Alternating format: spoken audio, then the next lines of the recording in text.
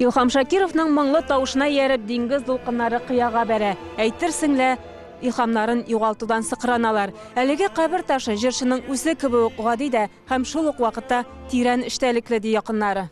Бик булса да тормышта бик гади кеше бит инде. Менә аның кабер ташы да нәкъ гади генә. Әлеге ташлы җырчы үзе шулай күрергә теләгән. Сынчы Фәнил Вәлиуллин аның хыялын тормышка ашыра. Бүген аны кабергә урнаштырдылар.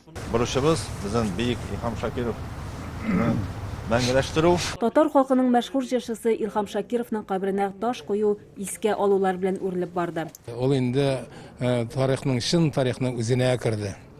Ул үзенең җырлары, моңнары белән халыкның күңеленә тирән үтеп керде. Рәхмәт аңарга. Татар халкының тирән моңнарын сакларга ярдәм иткән өчен. Илхам Шакировны сагынып табигать та сыкрый бүген. Аның рухына Коръән укыганда күз яшьләрен тыя алмады. Акрын гына җылы яңгырын яудырды.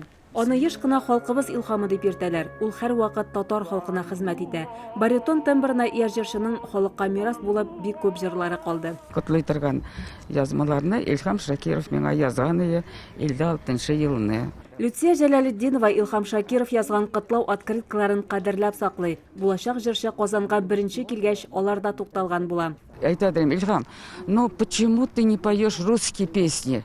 Ул миңа әйтәде, Люция, я вот не могу передать русские песни так, как татарның моңын бирәм. Аның хөрмәтенә фестивальләр оештырыла, исемен йөрткән зур концертлар залы, урамы бар. Туган авылында бюст ачылды. Иң мөһиме, Илхам Шакиров үзе дә, җырлары да күңелдә саклана.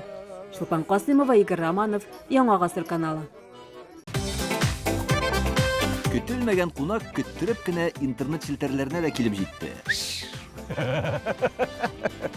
Хәзер бу фильмның барлык серияларын ТНВ.ру сайтында карап була.